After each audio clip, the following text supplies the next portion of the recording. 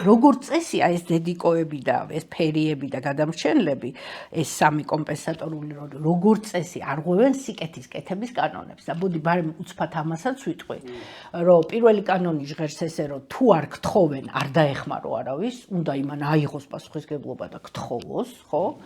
ახლა თუ მათხოვარი არ არის, მათხოვარი პირდაპირ რო ზის ითხოვს, ხო? იქ სხვა თემაა. ზის გთხოვს, ფაქტობრივად. არა, ის სხვა თემაა, მაგრამ დანარჩენი ესენი ეს როლები, დედიკო, ფერია და გადამრჩენელი, არ ელოდებიან არავის, რომ იმან ითხოვოს დახმარება. ეგრევე თავით გადაეშვებიან.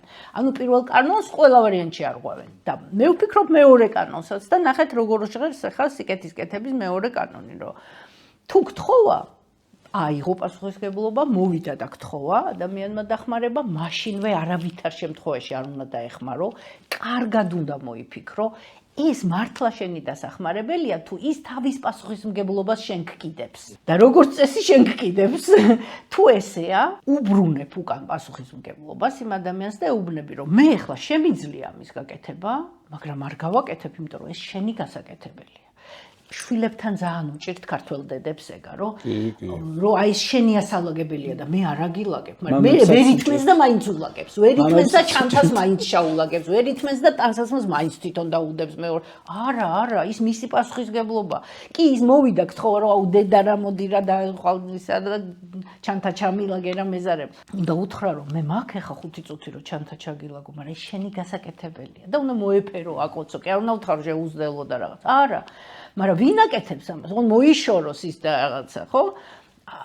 ძირითადად სულ კომპრომისზე მივდივართ საკუთარ სინდისთან ხოლმე რა და სინდისი გვეუბნება რომ არ გინდა ეხლა რა ეს აფუჭებ ამითი შვილს, მაგრამ ოღონდ მოიშორო, ოღონდ არ იყოს კონფლიქტი და აი აკეთებ, ხო? ძირითადად ეს. ბავშვიც კაი ხასიათზე რო იყოს. ხო, და ბავშვიც კაი ხასიათზე რო იყოს. გუშინ წამოხდა მარიკა, სანდრო ფეხსაცმელებს დაჯექი მეთქი მან და გაწმინდოს თვითონ. აი, რაში ეხმარება მამა?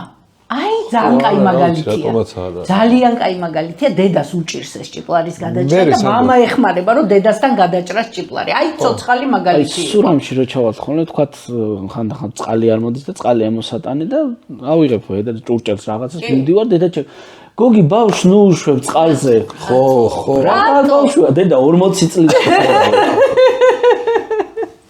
ხო, მამა ჩემო წავიდეს. აი, მამა ჩემს არა აქ, მაგრამ აი დედას აი, მამის პოზიცია და როგორ ჭირდება მამა ბავშვს. აი, სად არის მამის და მე რამგონია იცით ქალბატონო, აი სანდროს არ ვაქვს, მაგრამ ზოგადად გინდა ბავშვი ხალი და კაცი ბავშვი თუ მოკლედ კაცი ცოლს რომ მოიყვანს ესე გაზრდილი რომ დედა უწმენს ფეხსაცმელს, მე ცოლს მოსთხოვს ფეხსაცმელს. რა თქვა აუცილებლად. ყველა ვარიანტში მოსთხოვს. ყველა ვარიანტში. აბა რა ამას არის შეჩვეული, ეს ისწავლა სახში და აბა მე ცოლი არ გაუწმენს, შეიძლება არ არის ცოლი შეჩვეული ეგეთ აღზრდას და წარმოიშვება კონფლიქტი. შეიძლება ფეხსაცმლის გამო ისეთი კონფლიქტი მოხდეს, რომ აი დაინგრეს ყველაფერი. რა თქმა უნდა.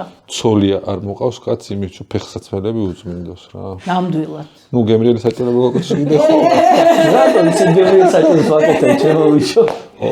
იცი რა, ორი ადამიანის, ქალის და კაცის ერთად ყოფნის მთავარი აზრი ის არის, რომ ეს ადამიანები ერთმანეთის გვერდით უკეთესები უნდა გახდნენ და ამაში ეხმარებიან ერთმანეთს, უნდა უხაროდეთ ის ცხოვრების გზა ერთად გაიარონ, იმიტომ რომ ის ამის გვერდით უკეთესია და ესეც იმის გვერდით და უხარიათ ეს.